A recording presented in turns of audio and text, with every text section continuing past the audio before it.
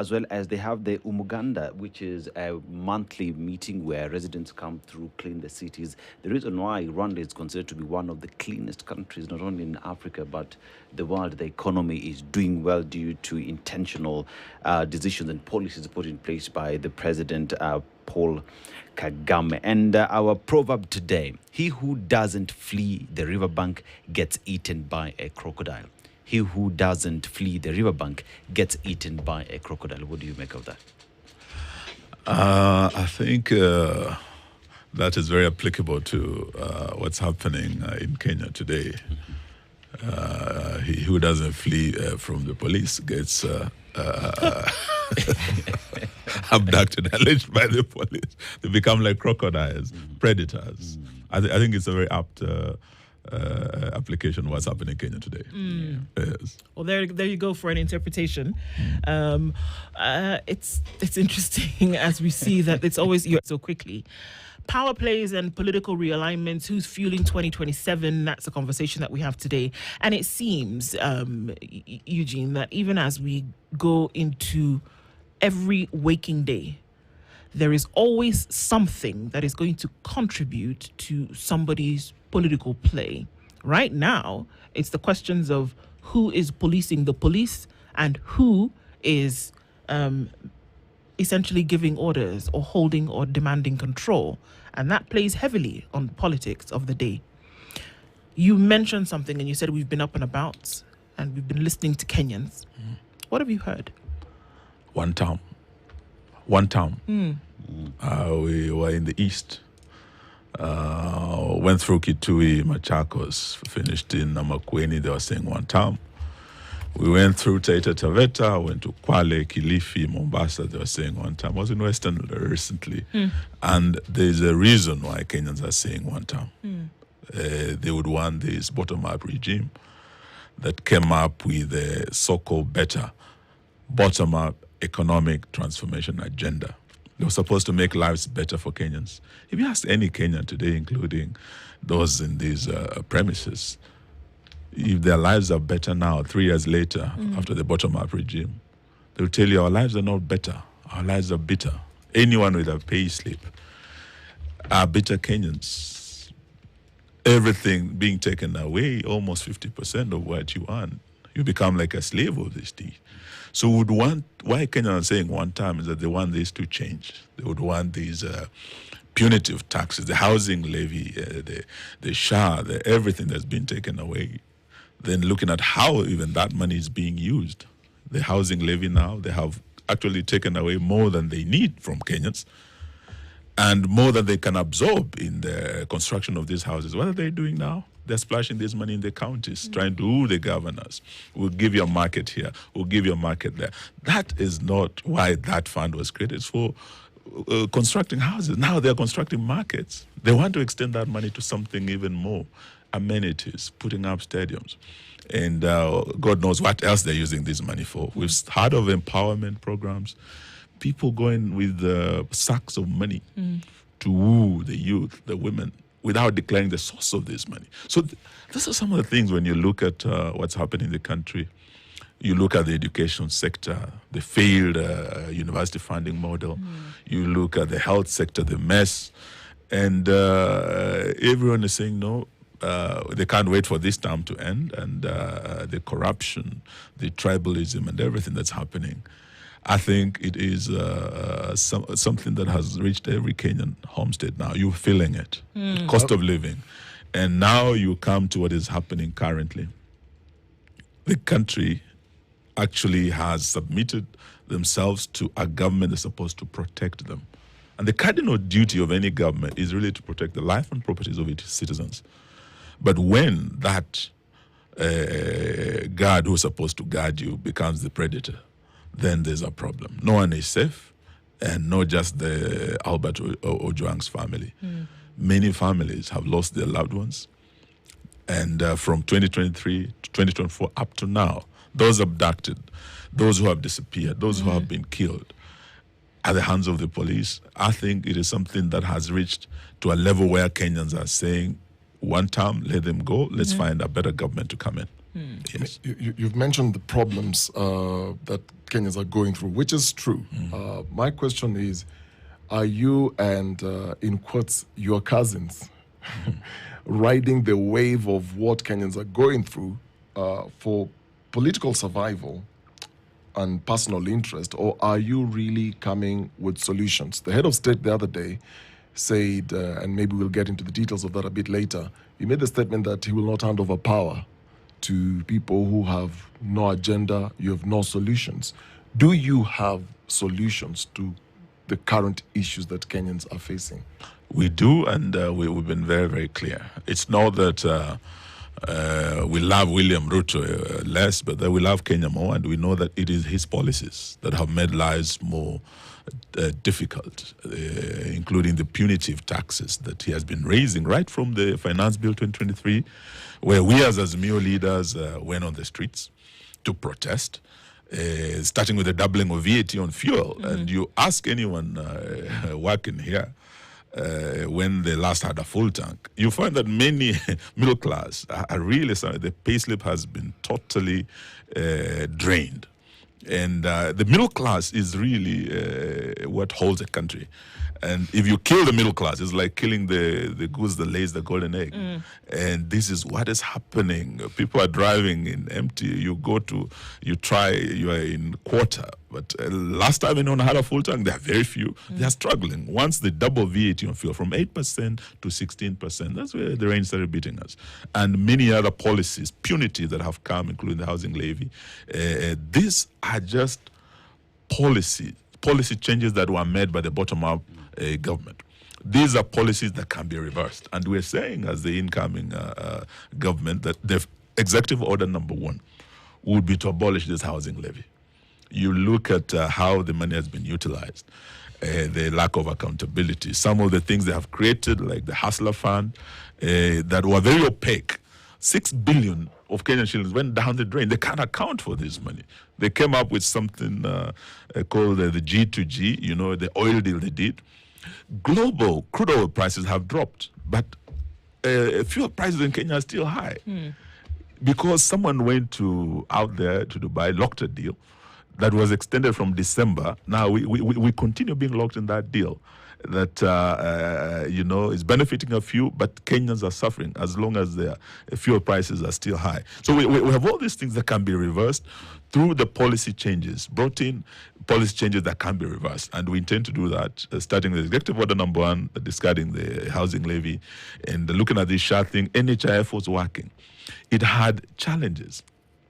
Experts that we have, some of them whom were working with the previous regime, are saying this system could have been fixed at a lesser cost than the billions they put into this SHA thing, and the mess that they have created, the changes they've brought in the higher in the education sector. So all these are policy changes that can be easily reversed, and we have a plan to do it.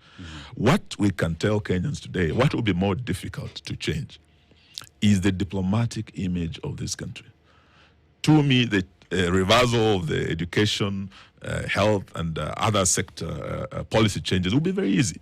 But the damage that has been done to Kenya's image regionally and internationally, just come into our region, look at what is happening in the Sudan. And as the opposition, we have been saying, this RSF, these are the Janjaweed. These are, we used to hear of Mujahideen. You used to hear of these groups. Now, here are the Janjaweed, who are just our neighbors here. They live here in Nairobi with us. They come here to form a parallel government. And we strain relations with Khartoum. And obviously, because of gold deals we are doing, smuggling gold from Sudan, and using Nairobi as an export point. Then we're also doing deals with them to bring in smuggle arms into the Darfur region, into the hands of RSF. This has now been exposed. Kenyan ammunition has been found in the hands of the rebels.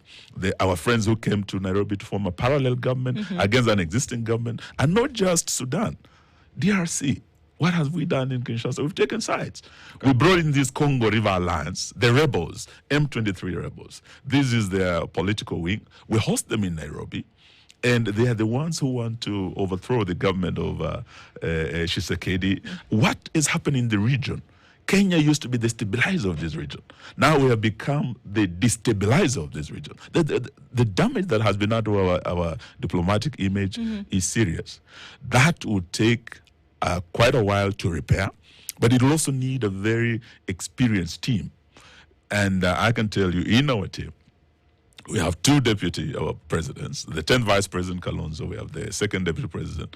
We have those who have been involved at senior levels as ministers, including in diplomatic engagements. Our foreign policy is in a crisis. All right.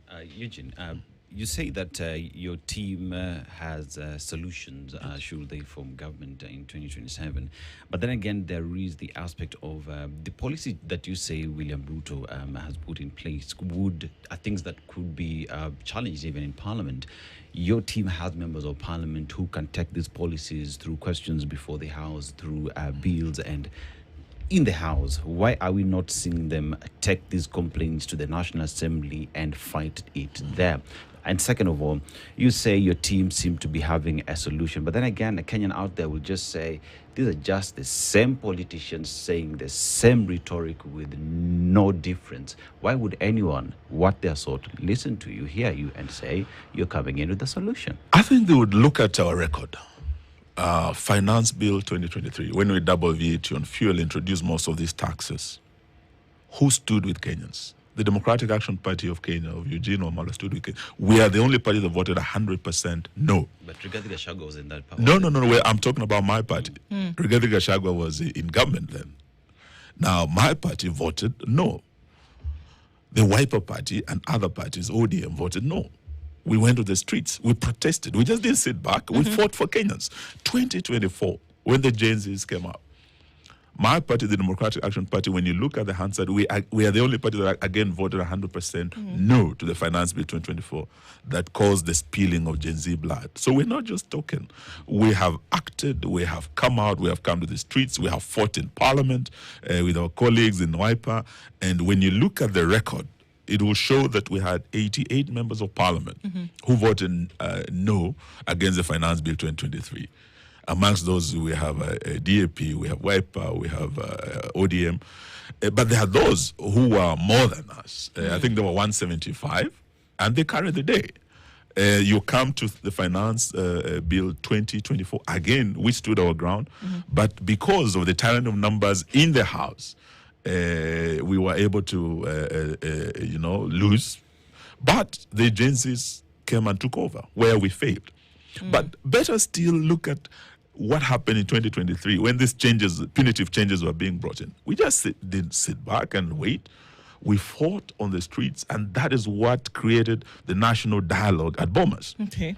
And we were there, we were represented, and we again fought for Kenyans. If you look at that report, there were 5 key issues. The most critical issue for us on our side as Azimio was the issue of cost of living, which was pinching every Kenyan. And the issue of electoral justice, IBC, the reforms. But the other side came with 3 issues. You know, the issue of creating the office of the Prime Minister, creating the office of the Leader of Opposition with 2 deputies, and the issue of 2/3 gender, creating more positions for women reps, and CDF. Now, when it came to the real issue affecting Wanjiku, cost of living, they stonewalled, they refused. And when you look at that report, you will see that out of the 10 members, Eugene Wamalwa declined to sign. And I was very clear in my position that we did not do justice to the single most important issue touching Wanjiku and every Kenyan, the issue of cost of living. And I did tell my colleagues, this matter will come back to bite us. It didn't take long. 2024, the matter came out to bite us. Those Gen Zs would not have died had we as leaders done the right thing at Bomas. Had we addressed the issue of cost of living at Bomas, Gen Zs would not have come out to fight and do what their parents should have done in 2023. It is a matter of great tragedy. We let them down, and we could have done better. And yet, you're not alone. You're not solo in the, in the campaigning that we're seeing that's already happening. You are in the presence of folks who didn't stand up. Yes. You are in the presence of parties who, at best, kind of watched from the gallery. You are in the presence of people who were in government who allowed these travesties to happen. Yes. And you're holding hands with them today. And for lack of a better word, in very simple terms, you're confusing Kenyans. What should, and that's why I asked the question, that what are you hearing Kenyans say? Because, Eugene, if you say that DAP voted 100% against some things and said that if we had listened to what Eugene Wamalwa said in Bomas during the deliberations that led to the NADCO report, if others had followed the same trajectory where Eugene Wamalwa said, I am not signing this because it is detrimental to Kenyans. But here you are in the company of other folks who, guess what? They did sign.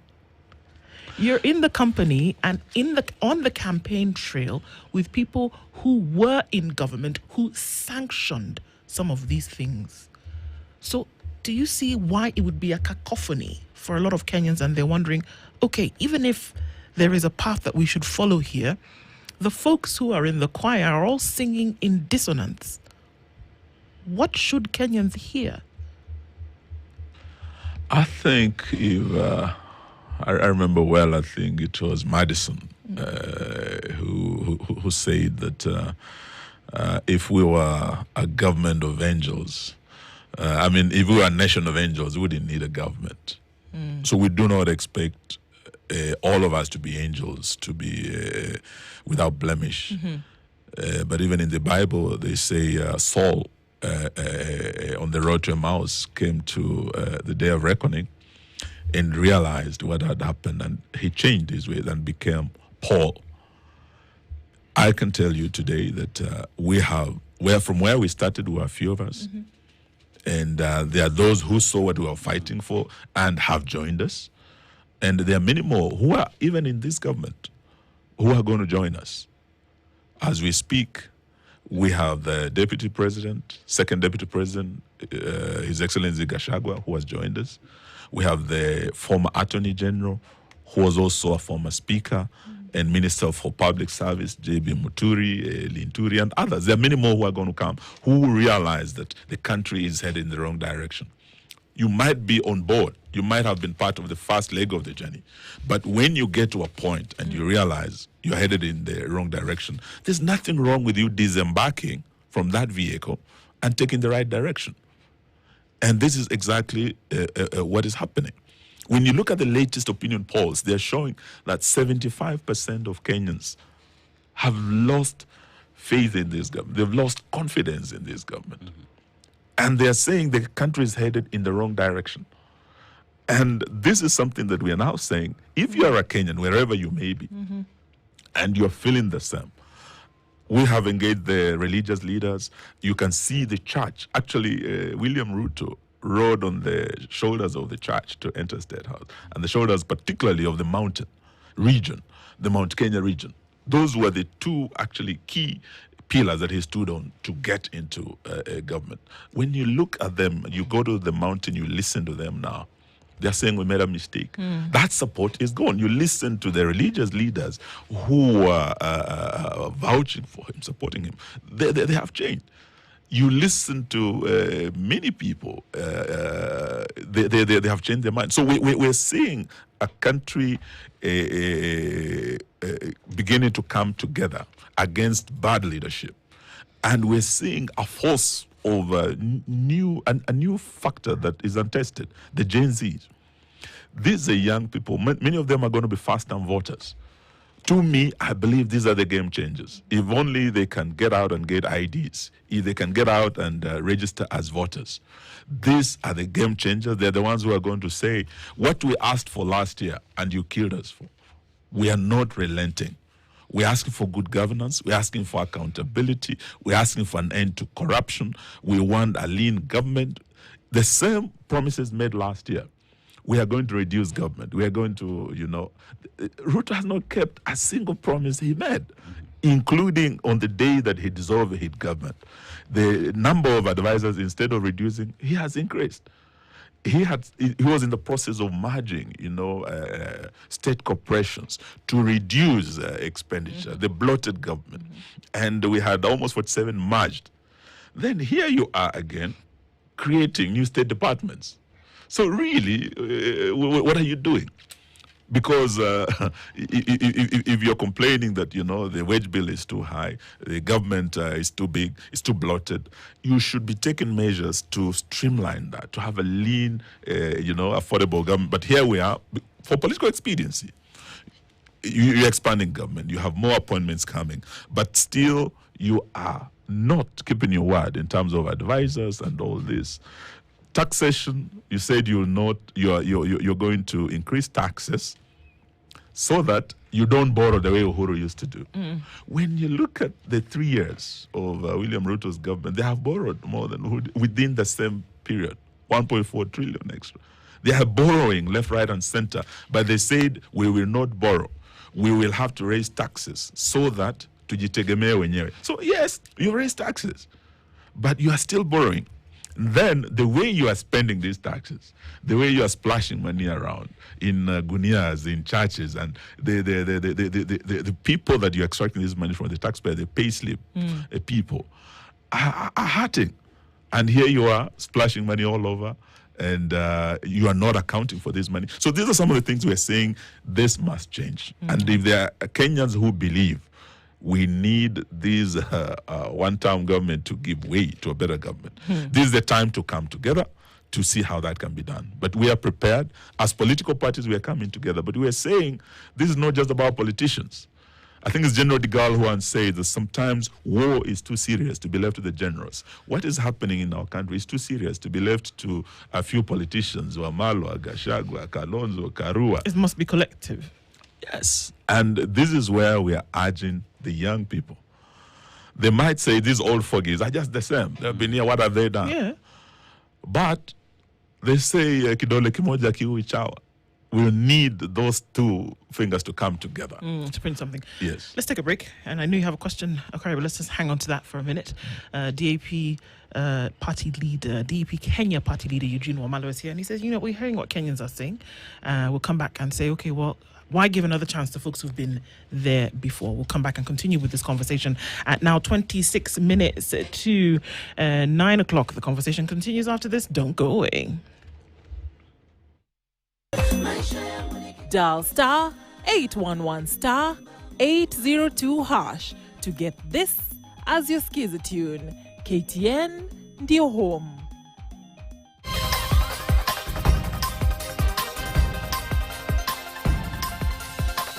If you don't want the conduct of your work to be part of the public domain, you have a choice to retreat into being a private person, because the rights of Kenyans are clear in our constitution. It is upon you as a public person to read. If you don't want Kenyans to write about you, then you have no business being there.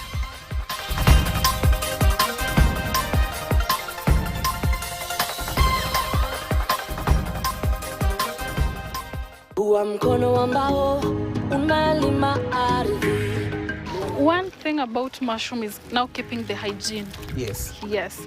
And here we use clean water. Yeah, clean water. For example, for me, I use tap water. I have a tap there. Yes. Yeah, that's what I use.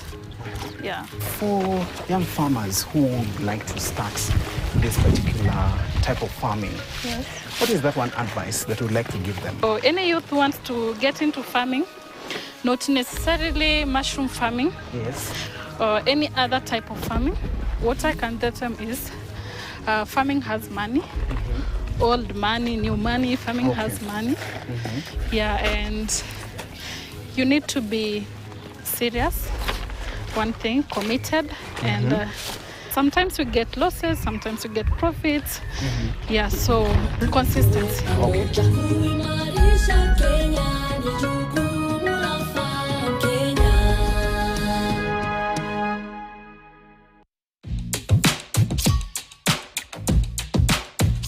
I'm passionate about cars.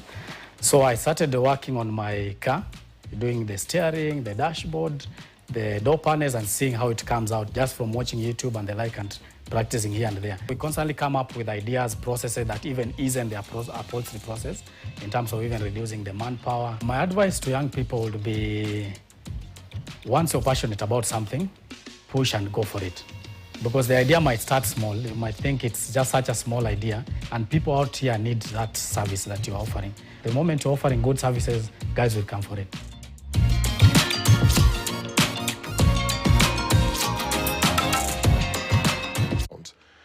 And are you ideologically going to stand on some bare minimums or ground yourself on some bare minimums? Because what we tend to see then is, as we're getting closer to 2027, anyone who's disgruntled by the government or anyone who is leaving government will just join you and your other colleagues. And the concern here is some of the people who are forming this realignment or part of this realignment have serious cases in court. Some are not actually going even to stand or hold any public office. Yet you align yourselves, you go to these meetings together.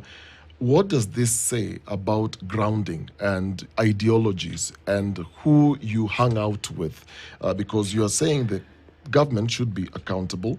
You're looking at people who are coming in. Do you even question their integrity as you're fronting yourselves before the public who are going through all these issues that you earlier raised? That's question number one. Question number two will be, what's the conversation around your captain?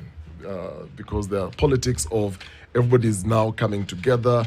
There's going to be jostling of positions, but who are you so far looking as the captain of this ship?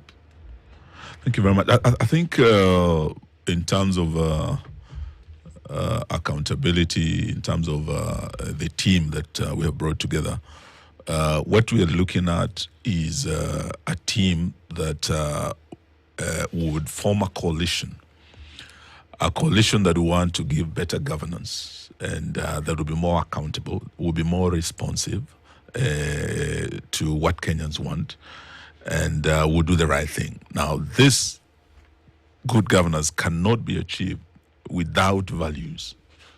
We want the coalition that we are forming to be grounded in Article 10 of our Constitution that now gives us our national values and principles of leadership. Mm-hmm.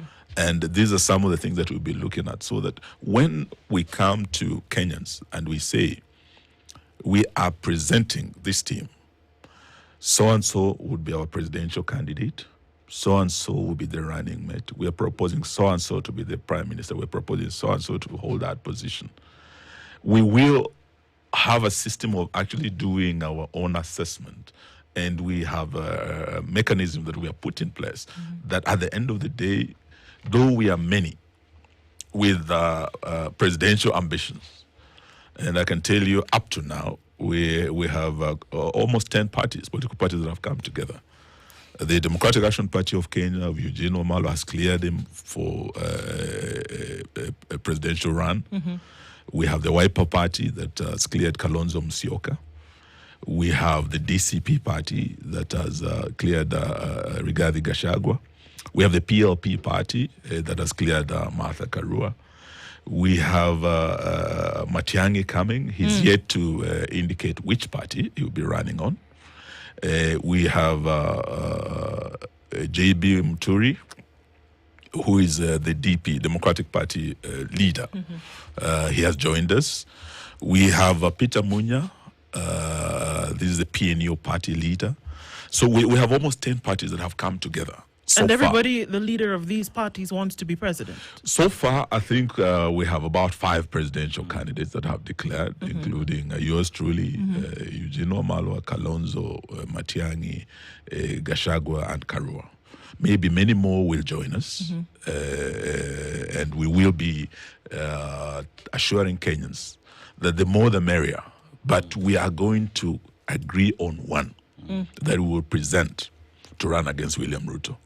We know that there are those who are really counting on us, falling apart at some point. In fact, just last Sunday, we were at the Salvation Army in Ngong district, and there was a big story that had been splashed that Kalonzo Musyoka has been wooed to join, the broad-based government. Has he? Well, Kalonzo was very categorical. And he said, I have no intention of joining a government that has the blood of the Gen Z on their hands. In fact, a broad-based government that was founded on the foundation of the blood of the Gen Z. How did this broad-based government come about? It was when our colleagues who are with us in Azimio joined hands with Kenya Kwanza and signed a post-election pact at KICC. And they had a 10-pointer, one of which was that abductions must stop, and forced disappearances and extrajudicial killings must stop. That was in March. Now we are in June. Any a pact or any government, there would always be a 100-day pact that this and this must be done within the first 100 days. So within the first 100 days of the post-election pact between ODM and Kenya Kwanza, abductions have gone on. Extrajudicial killings are going on. It's just that this Albert Ojwang thing outraged everybody. That now we can hear our colleagues, and I had SG Sifuna saying that Kenya Kwanza has already breached one of the 10 conditions, and therefore that MOU is dead. Now, if it is dead, even before you ask Eliud Lagat to resign, you should be the first person to resign from that broad-based government that Kalonzo is saying is now a blood-based government, that he's not willing to join, that Eugene Wamalwa will not join, because we need to end the bloodletting. We need to end the abduction of the extrajudicial killings. That can only end if we end the system. We need to end corruption in this country. That can only end if we end the Ruto regime. And this is why, even when Ruto is saying we have no agenda, our biggest agenda is to stop corruption.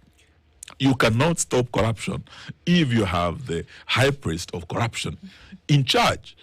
We had this assessment done recently globally on corruption and the corrupt presidents of the world. On that list, William Ruto ranked second after Assad of Syria. Now, Assad of Syria was removed, meaning our president is number one on that list. Now, where do we stand as a country? And here you are, you meet at KICC with the chief priest of corruption, and you are signing a deal apart from the number one issue of stopping abduction. The second issue was stopping corruption. How do you end a pact over corruption with the one who has been ranked globally, not regionally, globally as one of the most corrupt presidents? For corruption to end, we're saying Ruto must go. For these abductions, extrajudicial killings to end, we're saying Ruto must. And we are coming out on 25th to join the JZs. We have to bring this to an end. It does not end with Lagarde stepping aside. This thing must go all the way up. Okay. Eugene, there is a question that has been asked by one Mr. Henry, and it all touches on what has to do with the debt. Because if you look at the debt starting from former regime of President Uhuru Kenyatta, which you are cabinet secretary in, then extrapolate that to Kenya Kwanza government. And one Mr. Henry is asking, what actions are you going to take on the matter of ODA's debt? Because the debt eats our funds for development, education, and agriculture. So what is your solution on these problems?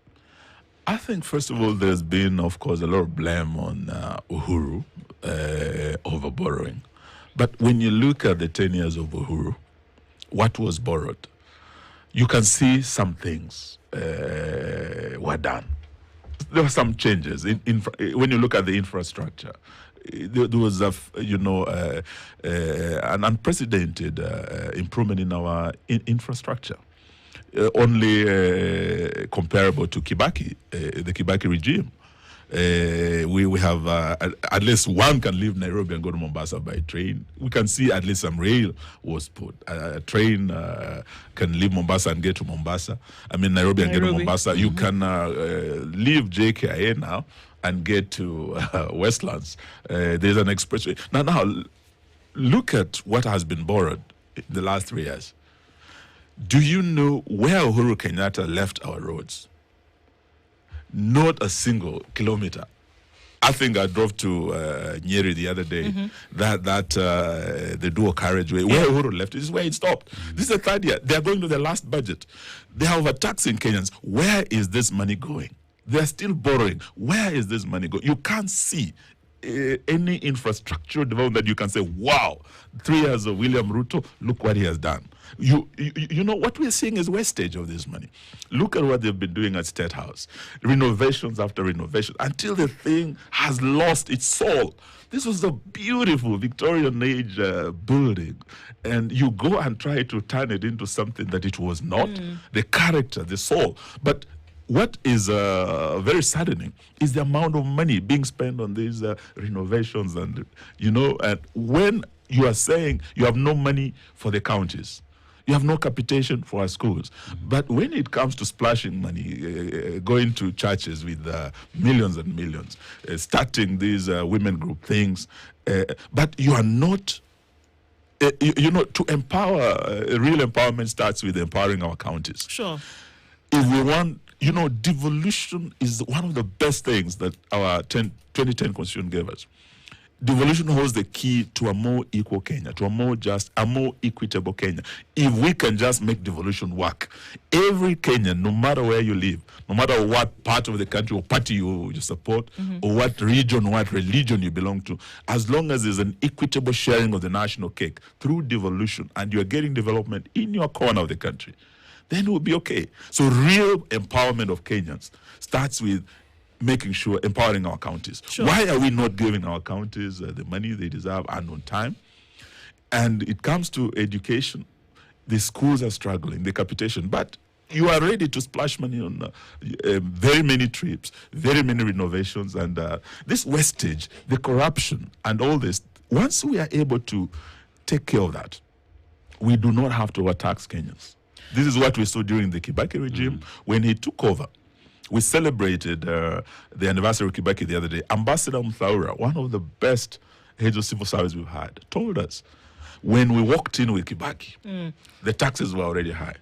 Kibaki looked at it and he said, we do not have to add taxes.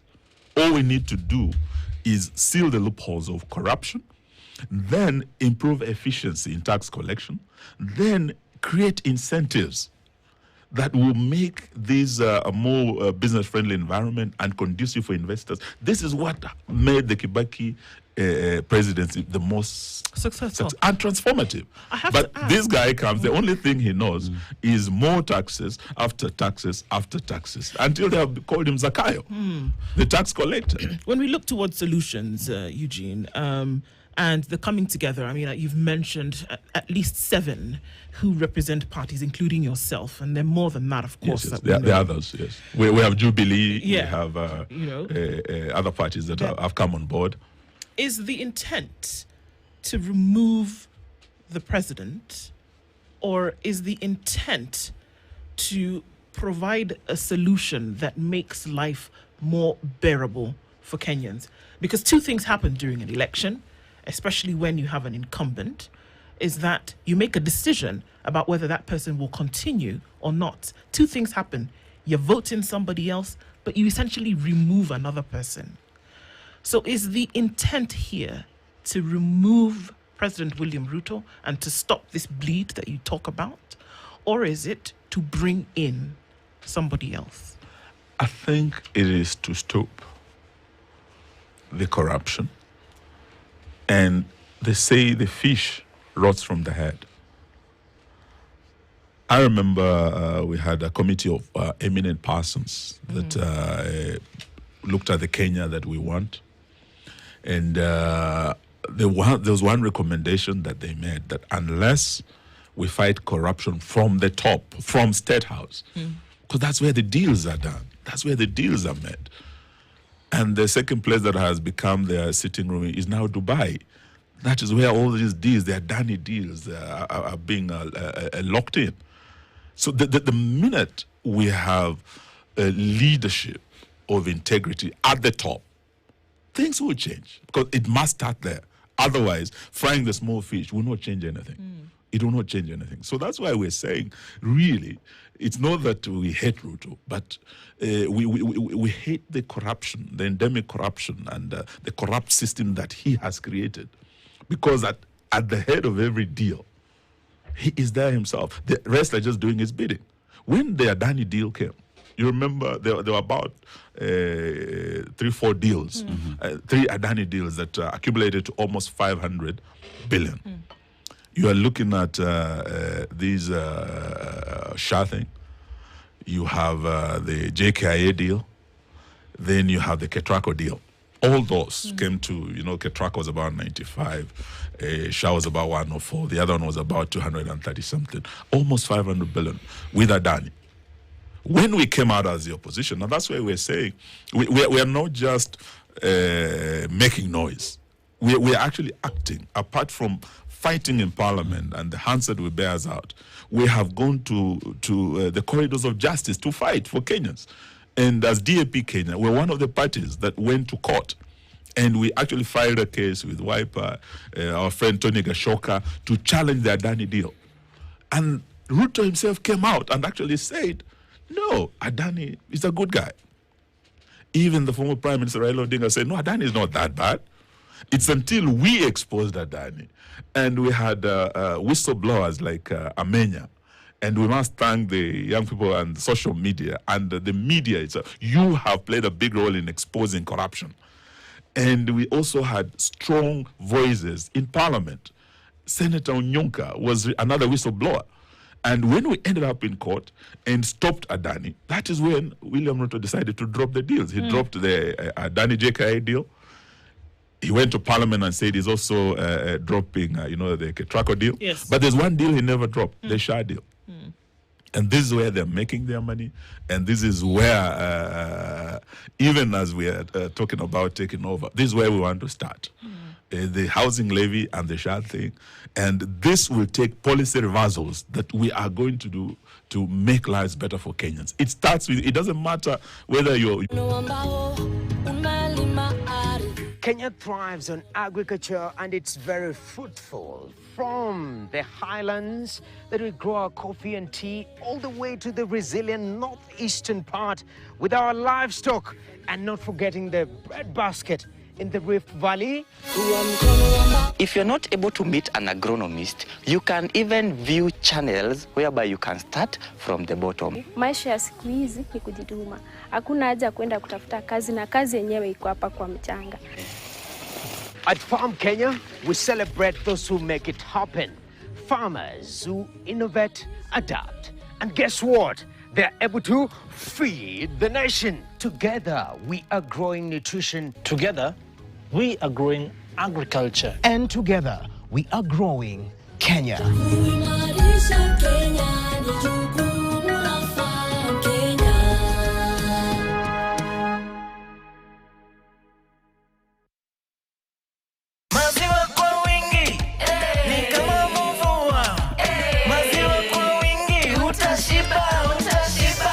Shiba, Utashiba, Fugo Calf Starter Pellets, Calf Grow Pencils, Heifer Grow, Dairy Milk Plus, and Maxi Milk Plus, products of Unga Farm Care.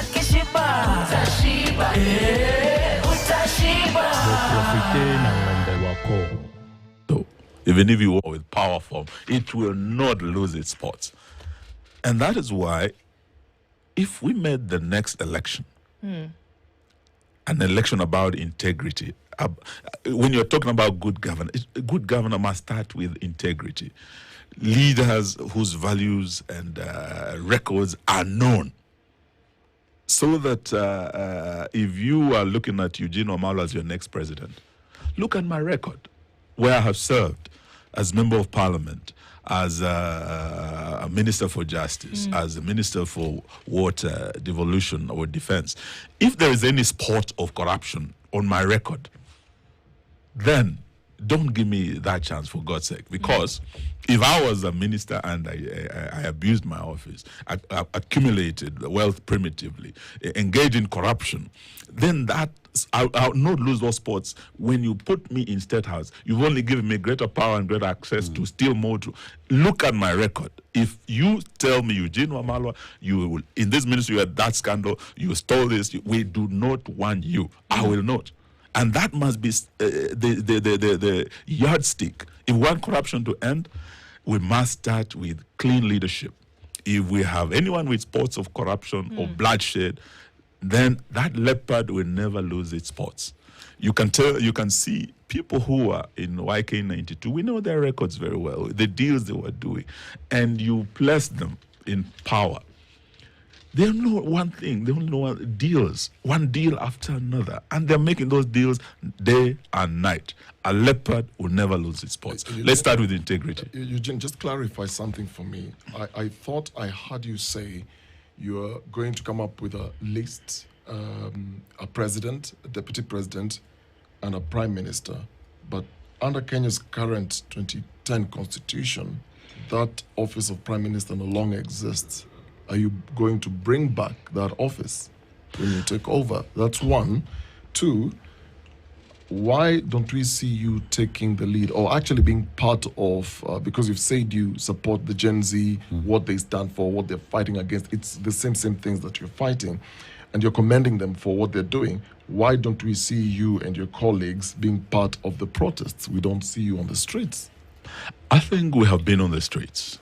And what I said was that after we went on the streets in 2023, had we done the right thing when we had the opportunity, we would not have had our children coming out on the streets to fight and to be killed. I think we let them down. That we must collectively own. We let these Gen Zs down. We know how angry they are, and they have every reason to be angry and to come out. But we have said where matters have reached now, you cannot leave it to them. We must all come on board. When we are going to these 25th of June demonstrations, we have said as the leadership of the opposition, we will come out to join.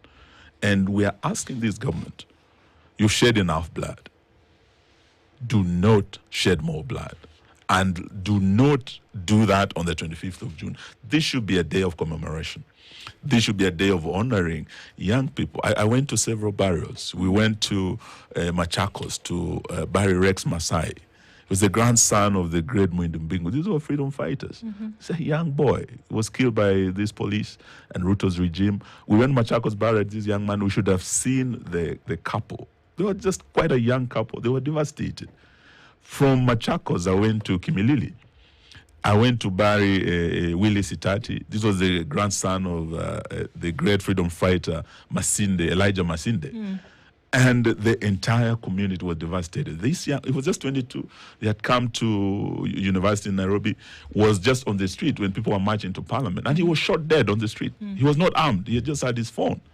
And there are many more who died. And on 25th, we are hearing talk from Governor Sakaja. We had someone called Farouk Kibet tell us not to allow any demonstrations in the city. We are hearing threats coming from this government. And as the opposition, we are going to court. You do remember that they deployed the military against the citizens. Yeah. That deployment order is still in place. It means, and we are hearing them trying to say they will not spare anything, including using the military on the 25th. We are telling them not to try. Allow Kenyans to come out and mourn their children. Allow Kenyans to come out and honor their children. And we as the will come out to stand with the Gen Zs, and we must be allowed to grieve. To grieve. And to honor. And to remember. It's the top of the hour. I'd like us to take a break, but we'd like to keep you on a little bit longer, Eugene, because then the calls for alternate leadership are very strong. But let's come and, get into that conversation a little bit more when we come back from this break. Eugene Wamalwa stays on with us. We'll come back after the news and continue this conversation at 9:01.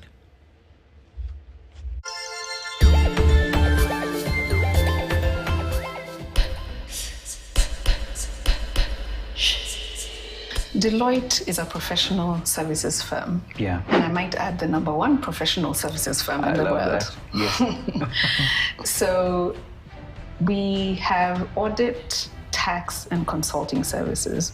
My name is Anne Moriah, CEO Deloitte East Africa. Catch me on the Trading Bell, where we talk about Deloitte and all that we are doing across the region. See you there.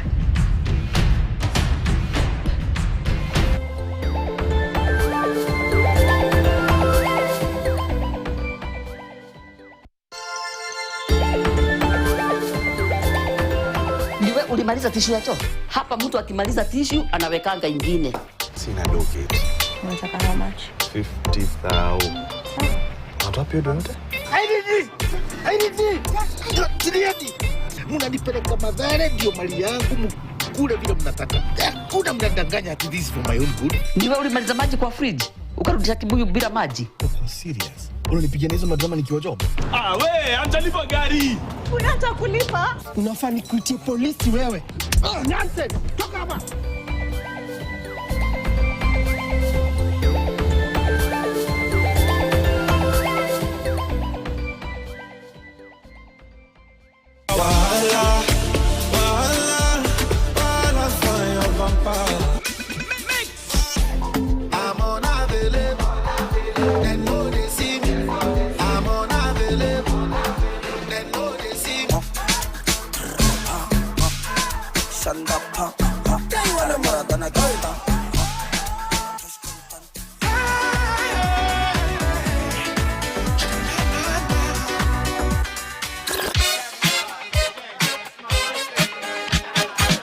DJ Tatua.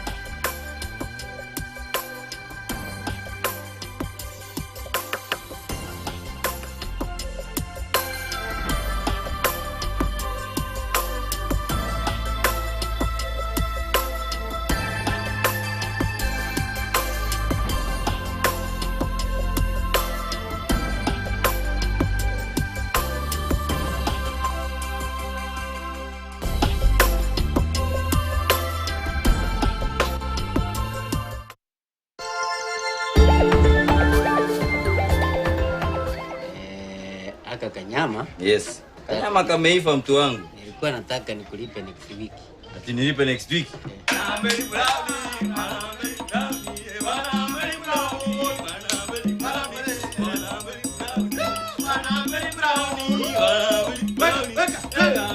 And that's why I'm saying, you people don't worry.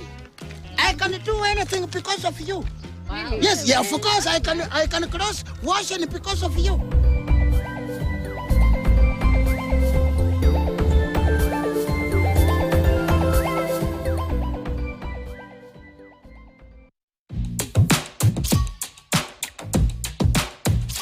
I'm passionate about cars. So I started working on my car, doing the steering, the dashboard, the door panels, and seeing how it comes out just from watching YouTube and the like and practicing here and there. We constantly come up with ideas, processes that even ease the approach the process in terms of even reducing the manpower. My advice to young people would be, once you're passionate about something, push and go for it. Because the idea might start small, you might think it's just such a small idea, and people out here need that service that you're offering. The moment you're offering good services, guys will come for it.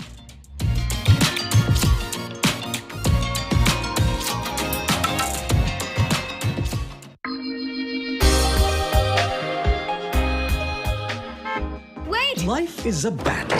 Can't you see the lift's overloaded? To fight for what you want. Are you happy with the proposal I just presented? Yes, she is never a plain Jane. Platinum awardee for 2022, Jane Marasigan. Jane, the workaholic. People have been talking about you in the office. They think you're nasty. And what makes you think I'm the one who wrote this, I'm not afraid of you. If only you played fair at work. I never broke any rules because I memorized them all. Jane, the family boss. Do you know why your sister has been working her tail off at work? I'm doing all this so you won't suffer through the same things I did. But life has other plans for her. Are they serious? I'm on vacation here. A whole new world is waiting.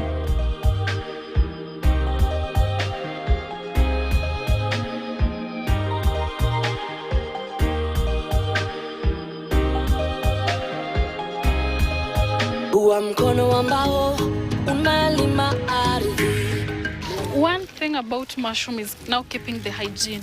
Yes. Yes. And here we use clean water. Yeah, clean water. For example, for me, I use tap water. I have a tap there. Yes. Yeah, that's what I use. Yeah. For young farmers who would like to start this particular type of farming. Yes. What is that one advice that you would like to give them? So any youth who wants to get into farming, not necessarily mushroom farming, yes, or any other type of farming, what I can tell them is farming has money, old money, new money, farming has money. Yeah, and you need to be serious, one thing, committed, and sometimes we get losses, sometimes we get profits. Yeah, so consistency.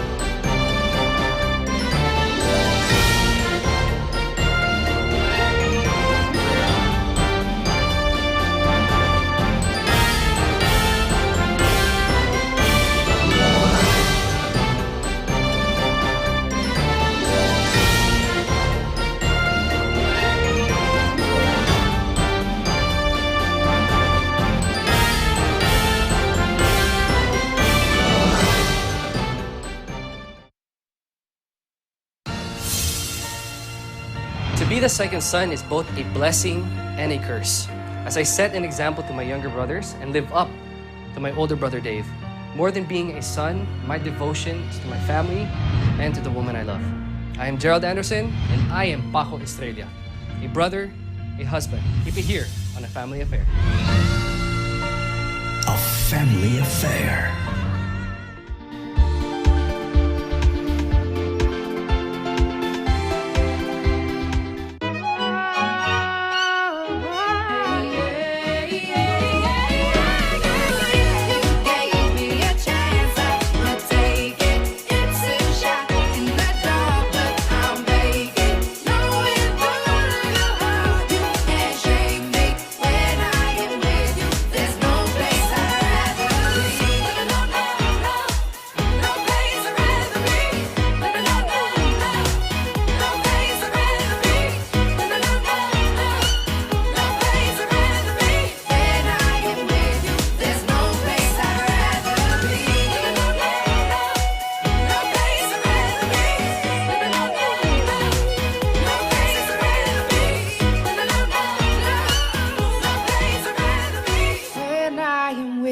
There's no place I'd rather be.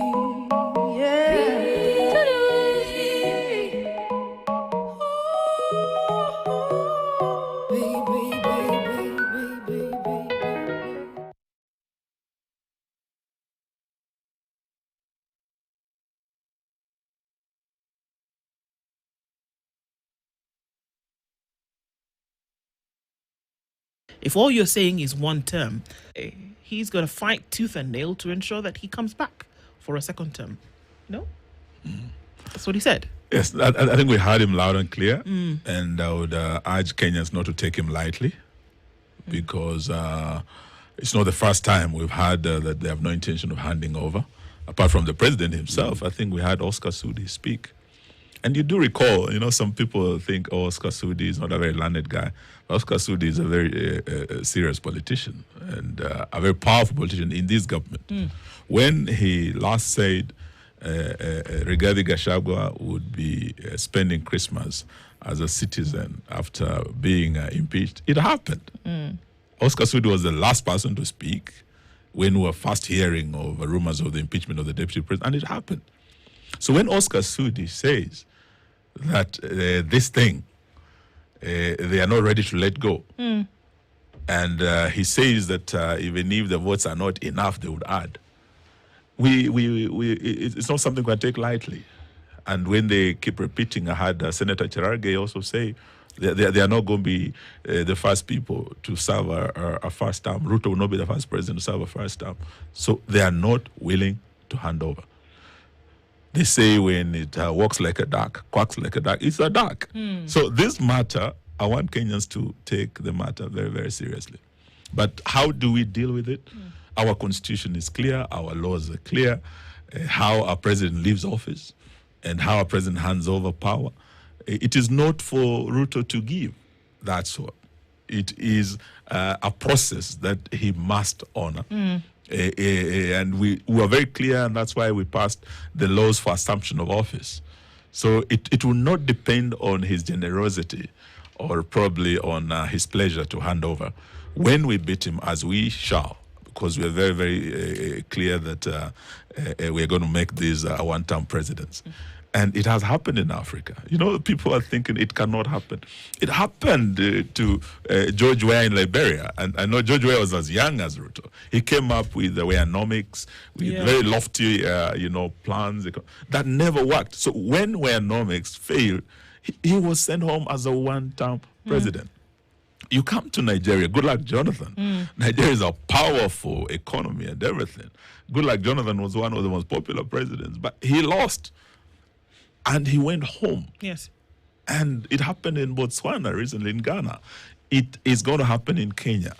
This is what is coming. And it's not because we hate William Ruto, that all we are saying is one term, Ruto must go. No, it is because of what Kenyans are saying as we go around this country. They are saying this corruption must stop. This tribalism must stop. These failed policies are hurting us. And we have a failed regime with failed policies across sectors, from education to health.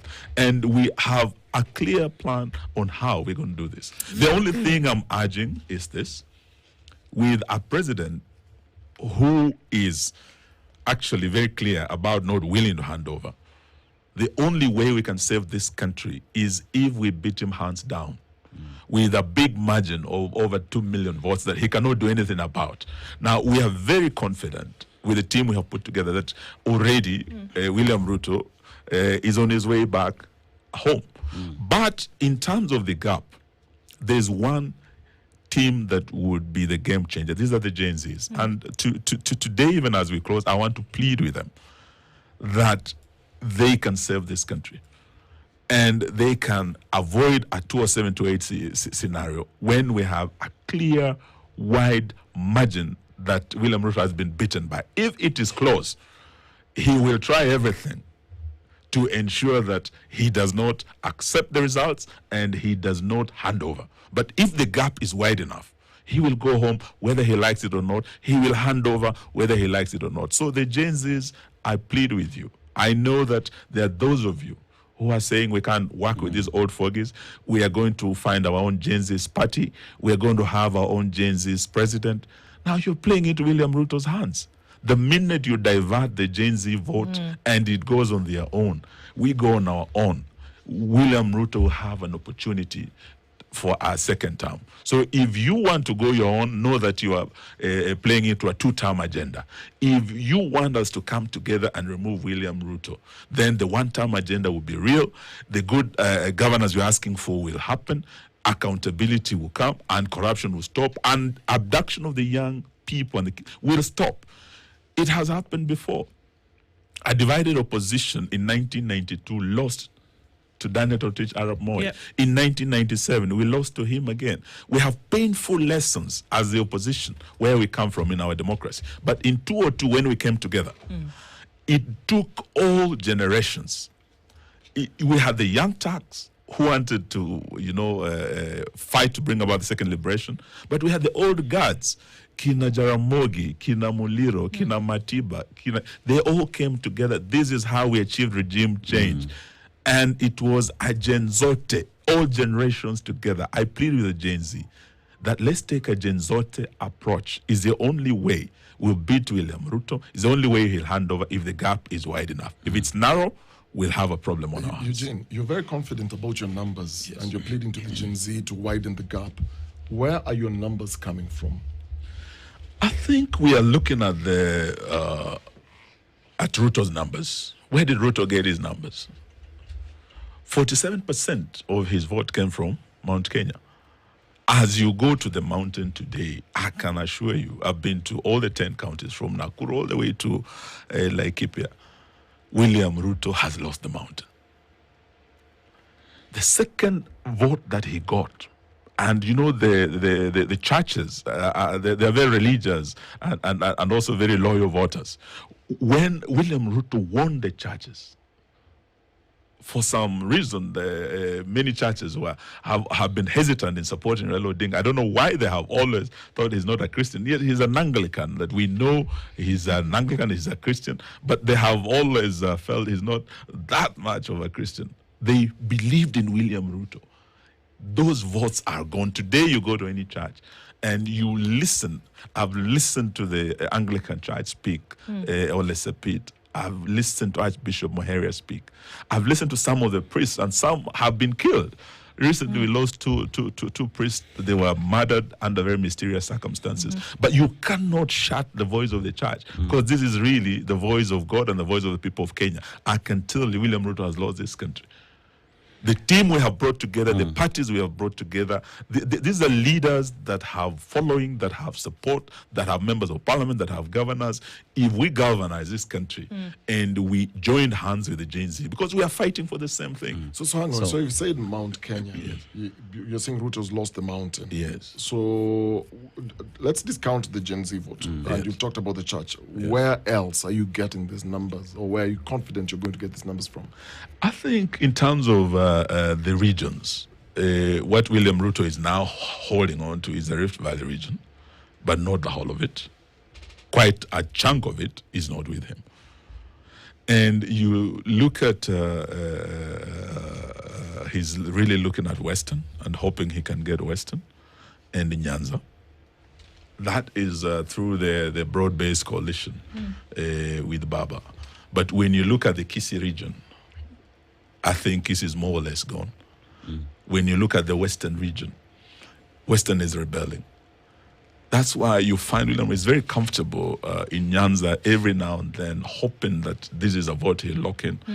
He's hoping Raila's influence at the coast will help him.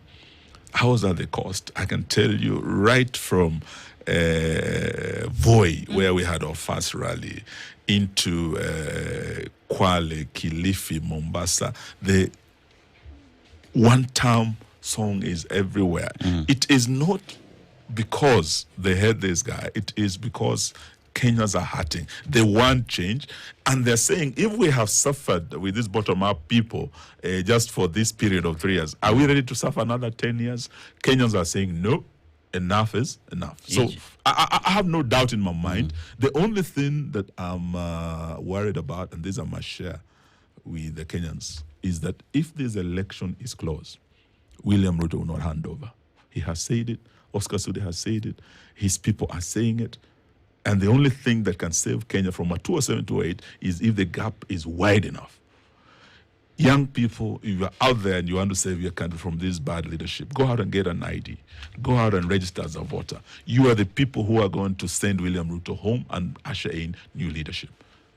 Eugene, for any election, trust is a very important thing. Uhuru Kenyatta was voted in based off the trust. William Ruto was voted in because of the hope that he gave the young people, and they trusted that he would deliver. As we get into 2027 elections, Kenyans are asking, why should we trust you? The trust deficit that is currently existing, and it is your job to ensure that Kenyans get to trust you. Again, you've talked about church, and the church is now saying we just don't want to deal with politicians. Ours is matters of the heart, spiritual matters is what we will deal with. Talk about the mountain. What guarantee do you have that the mountain would give you this vote anyway? I think what we are looking at for the church, I think what they're fighting against is bad leadership and corruption and these extrajudicial killings and abductions and the respect for the rule of law. We, as a coalition, are building a team. We are talking to Kenyans. We can feel their pain. We also know their expectations. And we know that the team that we are going to present to them must meet their expectations in terms of, first of all, integrity. If you want good governance, you want to stop corruption, you must start with leadership of integrity. And we believe the team we'll present will be a team that Kenyans will say, fine, these leaders, we've looked at their records, we are satisfied, we know them. They are not going to loot this country, they're not going to do deals. These are people who are going to provide leadership. Secondly, these are leaders who respect the rule of law. If we have a leadership that does not respect our constitution, human rights, and even court orders, and the rule of law, this is where the problem is. And I believe the next leadership that we put in place must be a leadership that can meet that yardstick of leaders who will not just defend but uphold the constitution and respect the rule of law. This would be a very important yardstick. And I believe the team we are putting together and the team we present to Kenyans, using these yardsticks, they will be able to say, okay, this team compared with the outgoing team, let's give them a chance. We will not let you down. The only thing I can assure you today is that they are counting on this team not holding together. Sure. There are attempts, you've talked about Kalonzo being approached. There are others also who are going to be approached. At the end of the day, Moi succeeded twice in breaking the opposition in 92. In 97, you had the story of Ugali, that some were called to State House to eat Ugali. We lost again. And William Ruto is a student of the professor of politics, Moi. He is going to use everything, and he has a lot of resources at his disposal. But I can tell you today, he might buy everyone in Western Kenya, but he will not buy Eugene Wamalwa. This I can assure every Kenyan who wishes to support Wamalwa that this you can take to the bank. I believe he can buy everyone in Eastern Kenya, but he will not buy Kalonzo. Many people think Kalonzo was a watermelon. He can be bought. He will change his mind. He spoke to the nation on Sunday, and I trust him. And I want to urge Kenyans to believe him. We will hold together to the end, and we will do what's right for our country, not just for ourselves. If the Gen Zs have sacrificed and paid the ultimate price, actually, in the last 1 year, who are we not to sacrifice, including our personal ambitions, so that we liberate our country? Because our intention is first, not just to unite, but to unite for a purpose of liberating this country from this corrupt regime, from Zaka and these harsh taxes, restoring the dignity of the pay slip. And it is an agenda that we have clear: unity, liberation, and restoration. That is something that we take as a sacred mission. Eugene. Yes. IEBC is being formed at the moment. Do you trust the formation of that body that is in place? And if you win the election and the president does not hand over power, what next? I think for now, looking at the mood in the country, it doesn't really matter who the chair IEBC is, even if it is Oscar Sudi himself. Kenyans have said it's one term, and one term is going to be. It matters not who will be in that office as IEBC. I believe those who have been honored to take that position will be patriotic enough to do what is right for the country. And this is not just about ensuring that the will of Kenyans is respected, but also ensuring that all Kenyans participate and have a chance to have a say in the governance of the country, including Kenyans who are outside our borders. And I want to challenge them on the issue of the diaspora. There are a lot of Kenyans who are out who are not able to vote. Because when we say the voting can be done only at our missions, there are very few missions. I mean, you have you're in the U.S., you're in Washington, LA. You cannot travel you know, the U.S. is vast. Yeah. So you cannot travel. Some areas will be like traveling from Nairobi to go and vote in Joburg. Now, who would want to use their own money, get a ticket to go and spend on a day to vote?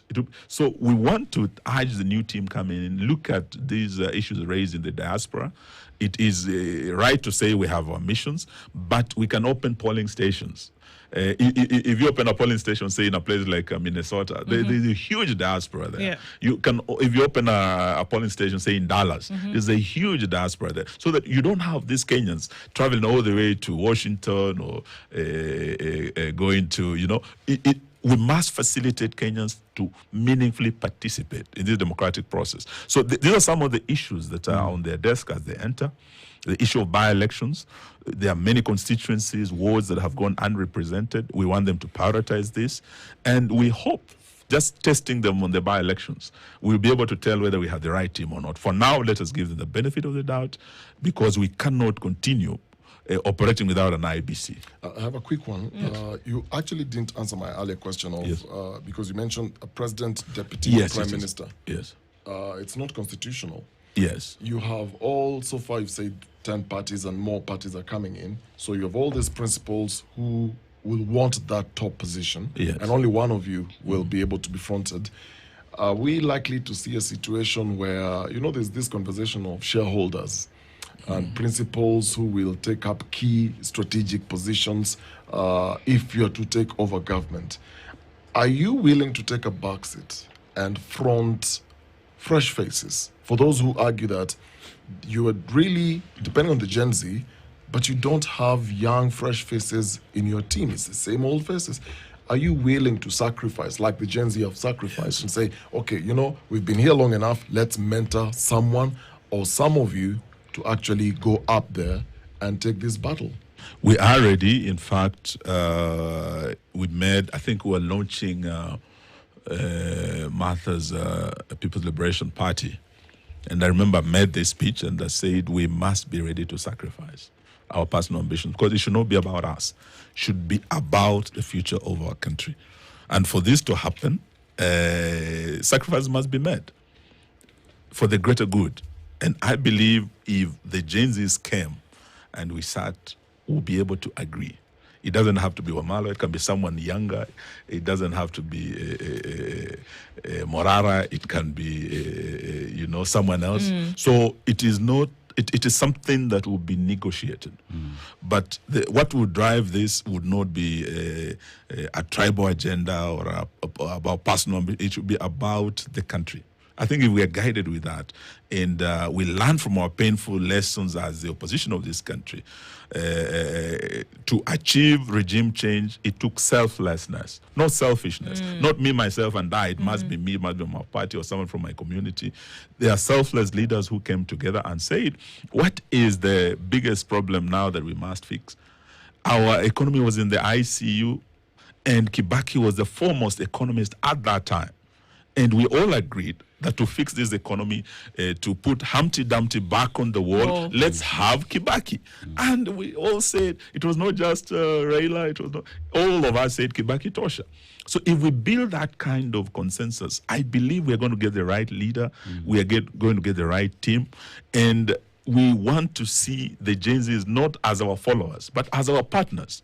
In this vehicle that we're building, we don't want them to be passengers. We want them to be our co-pilots. That's why we're saying, come to the table. Don't go it alone. You would have played into Ruto's hands. Come, let us reason together, work together. The government that we're forming, if the Gen Z say, okay, in this government we are your partners, we want an MOU that we'll agree on, 50% of cabinet must be Gen Z. These are issues that we can agree. And including the key positions from president to deputy, prime cabinet secretary, speakers, all these are positions that are existing now. But as to the future, whether we would want a full prime minister or not, these are some of the recommendations from Bomas. There are some of the issues that might come with time in terms of constitutional changes. But for now, the issue of inclusivity is really what matters. And there must also be intergenerational equity. And we are open to all this.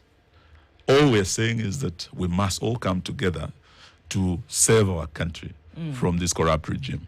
Thank you. Thank you so much. Eugene Wamalwa, as the party leader of DAP Kenya, has been our guest this hour, looking into, it's a number of things across alternate leadership and saying what's going to happen in the next 2 years or so when a new election rings round.